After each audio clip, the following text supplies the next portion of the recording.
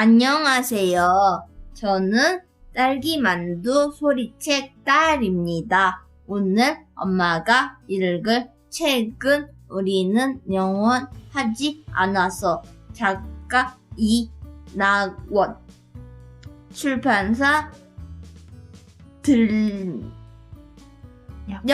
들녘입니다. 낭독을 허락해 주신 출판사 선생님 고맙습니다. 듣고 계신 이모, 삼촌 감사합니다. 구독, 좋아요 눌러주세요. 모두 감기 조심하세요. 새해 복 많이 받으세요. 또 만나요.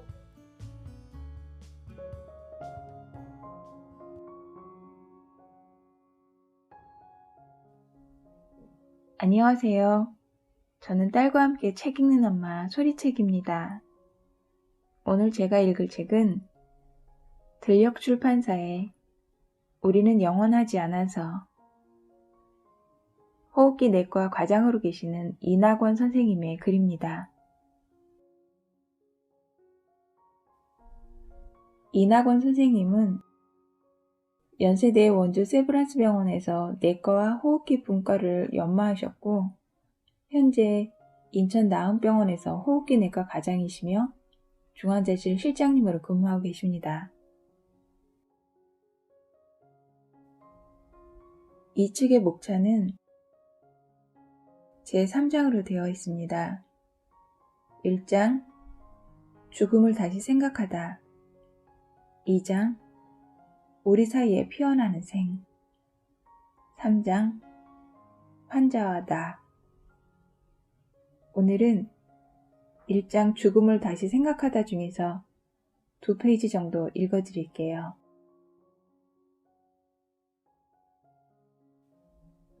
오늘 하루 열심히 사세요. 77세의 손할아버지는 10여 년 전 골수의 형성 증후군을 진단받고 여태껏 투병 생활을 해왔다. 골수 이식까지 했으나 병이 재발하였고 대학병원에서 더 이상의 적극적인 치료가 무의미하다는 말을 듣고 중소병원으로 전원하셨다. 남은 치료라고는 골수가 기능을 상실하여 혈액을 만들어내지 못하기 때문에 2, 3일에 한 번씩 모자란 피를 보충해 주는 것이 전부였다.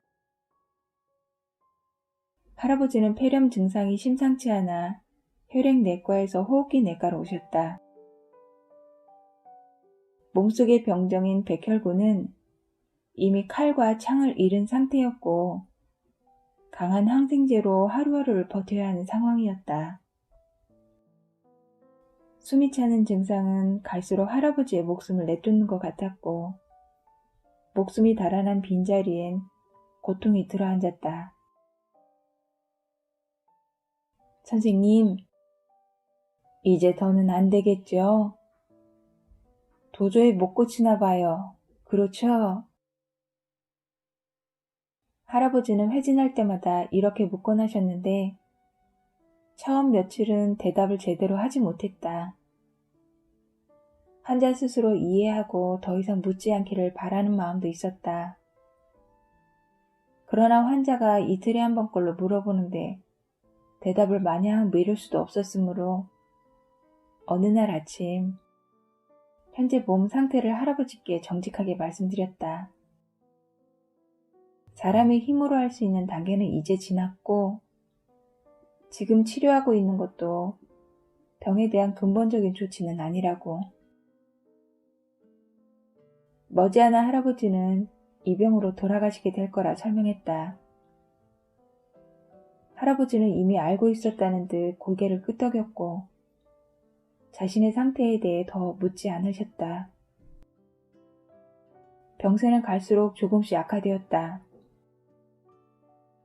숨이 더 차오르고 거동도 불가능해졌다. 보조 보행기를 이용해 복도를 걷는 할아버지의 유일한 기쁨도 사라졌다. 통증도 더 심하게 몰려왔다. 할아버지는 다시 질문을 하기 시작했는데 그 내용이 예전과는 사뭇 달랐다. 선생님, 저는 왜 안 죽는 거죠? 죽을 병이니까 빨리 죽었으면 좋겠어요. 삶에 대한 애착을 잃어버리자 할아버지는 아침에 일어나 왜 아직도 본인이 안 죽었느냐고 의사에게 하소연하는 것으로 하루를 시작하셨다.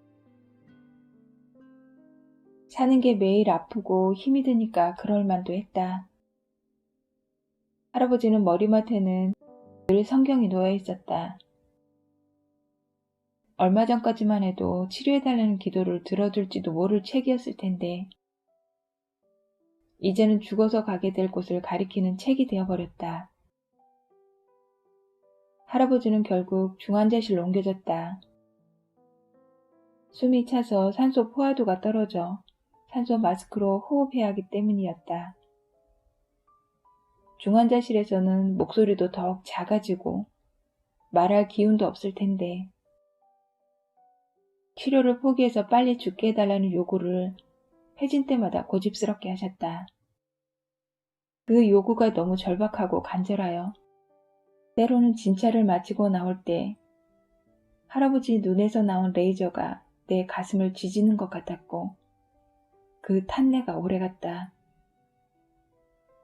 의사는 스스로를 무기력하다고 느낄 때 가슴에서 탄내가 난다.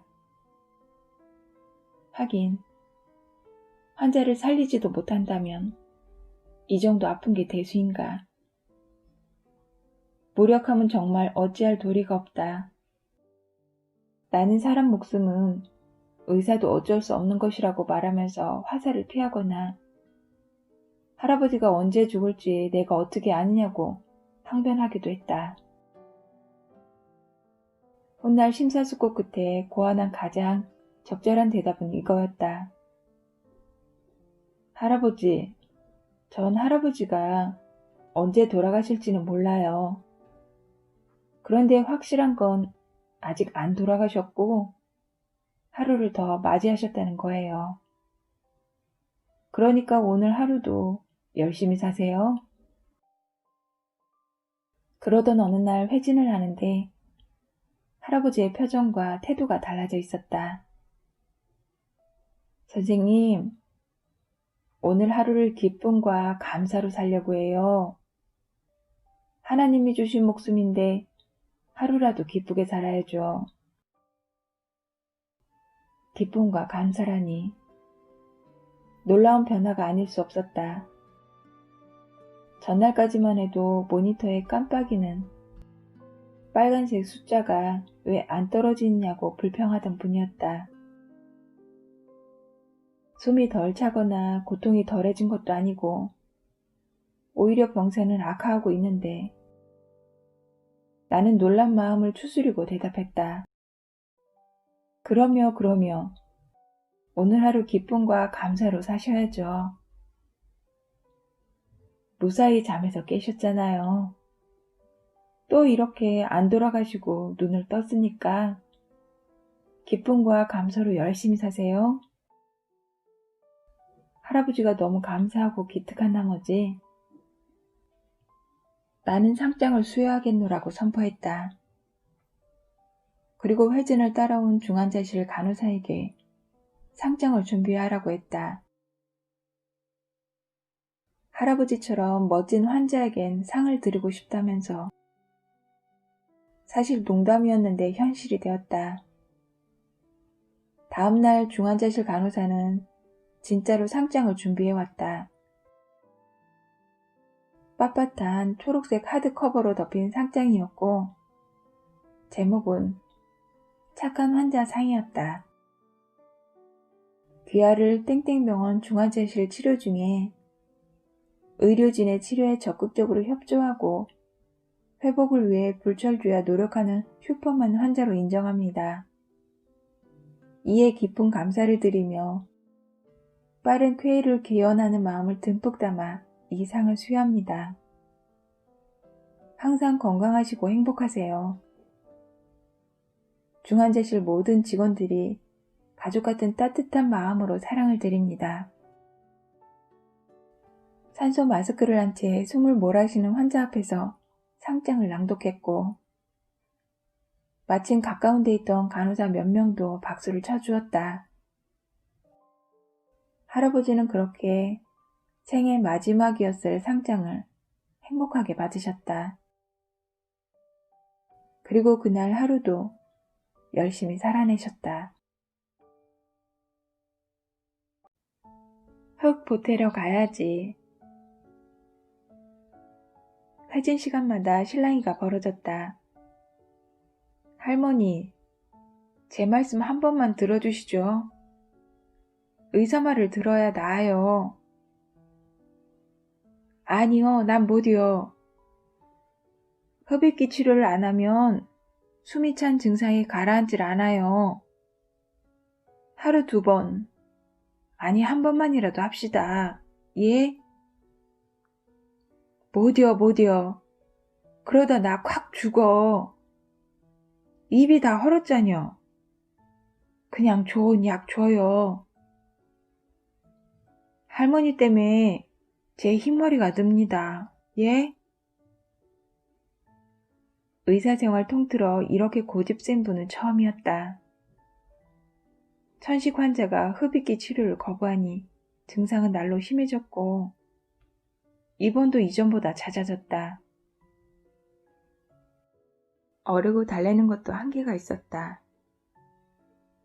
입안이 헐어서 도저히 치료를 못하겠다는 것인데 이해는 되지만 그렇다고 병세가 악화되는 것을 보고만 있을 수는 없었다. 한 번은 정색을 하며 화를 내고 윽박질러 보기도 하였다. 그렇게 냉전 모드로 며칠을 지냈더니 어느 날은 진료실에 와서 펑펑 우셨다. 선생님이 날 이렇게 대하면 어떡하느냐고. 선생님이 날 살려줘야지 누가 살리겠느냐고. 고집센 할머니의 눈물샘은 고집스럽게도 마르지 않았다. 알았어요. 화 안 낼게요. 이제 잘해봅시다. 라는 대답을 들을 때까지. 화해 모드로 전환하자마자 할머니는 농담을 하시기 시작했다. 선생님, 호흡기내과 의사가 최고요. 네, 알지. 고집불통 할머니는 양쪽 관자놀이에 한 변의 길이가 1cm 정도 되는 정사각형 모양의 반창고를 붙이고 머리띠로 흰머리를 말끔히 뒤로 제쳤다. 반창고를 왜 거기다 붙이셨느냐고 물으면 사는 게 골치 아파서 그렇다고 웃으며 대답하셨다. 머리띠가 잘 어울린다고 하니까 내가 이쁜 게 이런 걸 하지 하고 농을 던지셨다. 내가 평소 제일 싫어하는 농담이 있는데 바로 제대 농담이다. 입원을 입대, 퇴원을 제대라 일컫는 말장난이다. 선생님, 나 제대할게요. 뭐가 제대예요? 군대도 한 번 가면 2년이에요. 지금 할머니는 입대한 지 이틀 되셨어요. 아시겠어요? 제대는 절대 안 됩니다. 아니요. 내일 모레 제대시켜줘요. 나가요, 형. 그러다 영영 가는 수가 있어요. 제대 농담을 한 후에 할머니는 정말로 짐을 싸들고 병원 밖으로 나가버리셨다. 며칠 후 할머니는 보따리를 들고 다시 입원시켜달라고 휠체어를 타고 진료실에 찾아오셨다. 이후 할머니는 재입원한 지 2달이 지나서도 호흡곤란이 나아지지 않았다. 보통 1~2주 치료하면 퇴원하셨는데 어찌된 일인지 이번엔 달랐다. 어떤 치료로도 먹히지 않았다. 병이 더 진행된 탓도 있겠지만 여전히 흡입기 치료를 완강하게 거부하는 것도 문제였다. 변하지 않은 것이 하나 더 있었는데 어떻게든 그 짧은 회진 시간을 이용해 농담을 하시는 것이었다. 선생님, 오늘은 정신이 깜빡 나갔다가 들어왔다니까.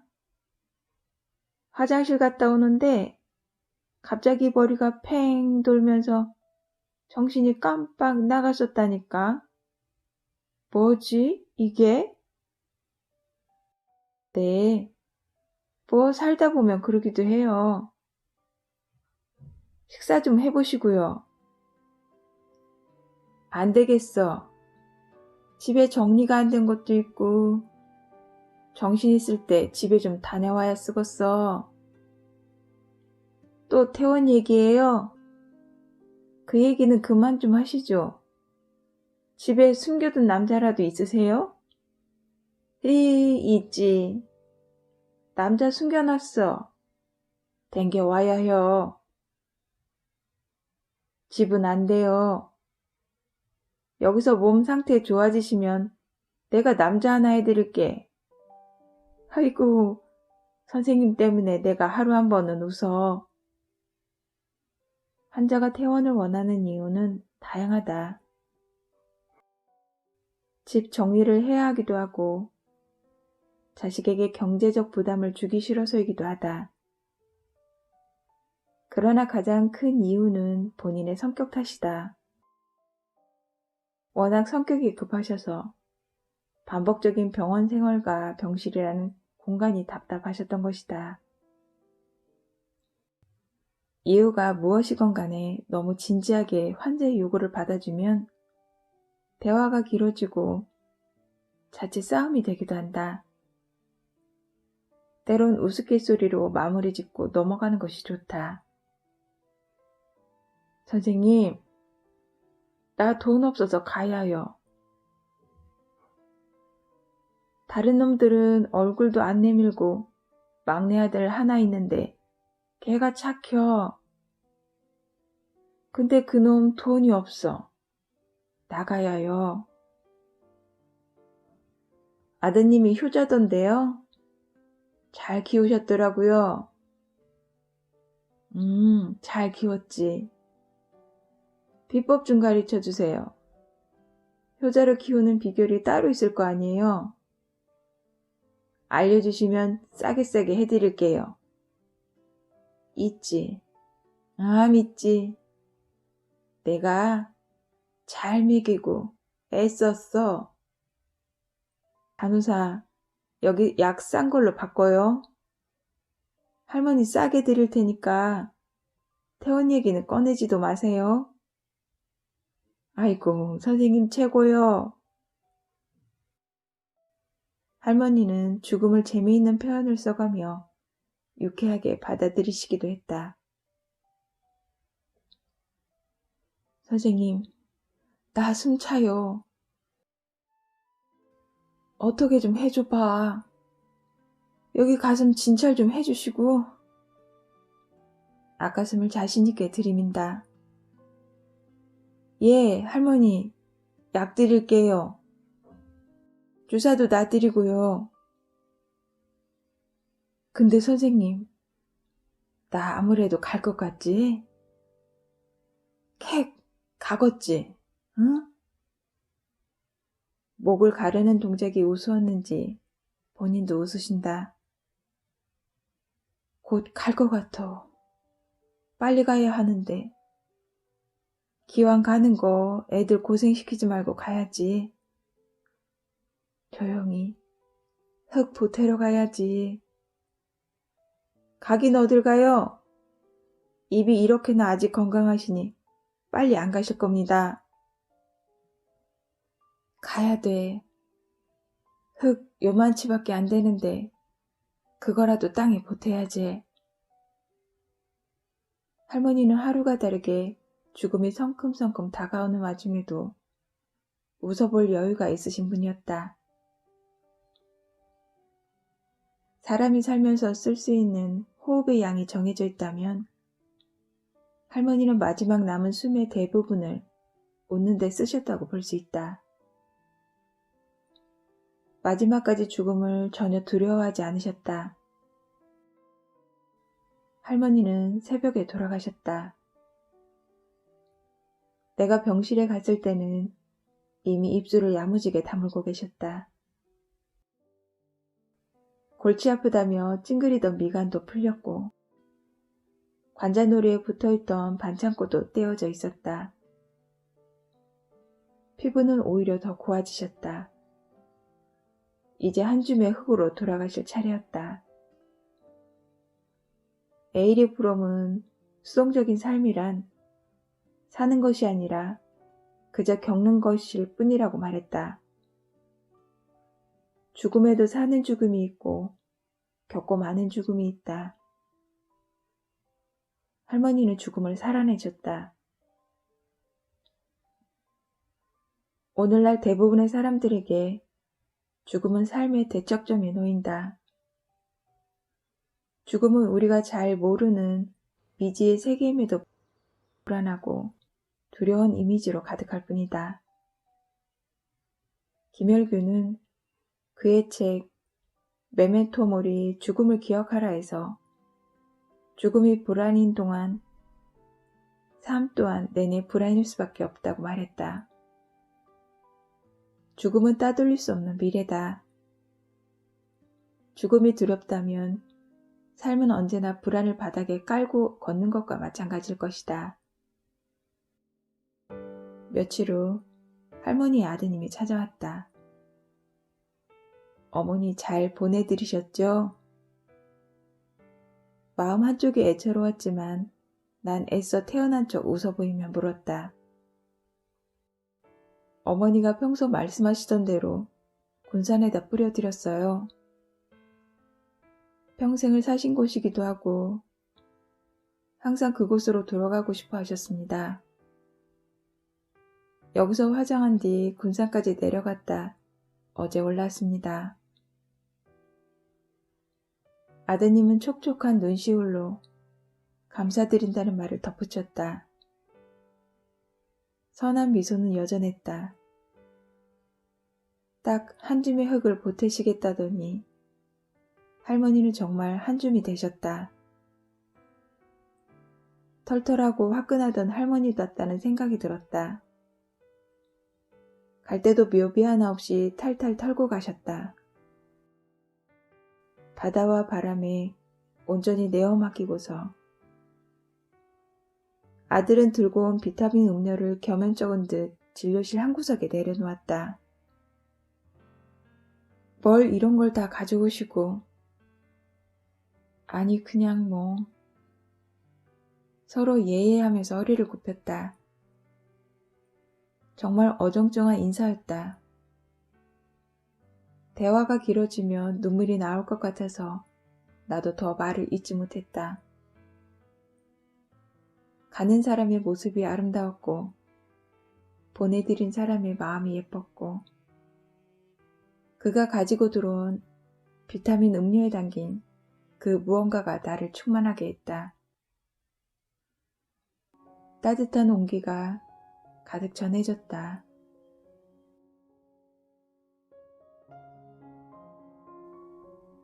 이낙원 선생님이 쓰신 우리는 영원하지 않아서 호흡기 내과의가 만난 이별을 준비하는 사람들의 마지막 숨소리. 오늘은 여기까지입니다. 함께 들어주신 여러분 고맙습니다.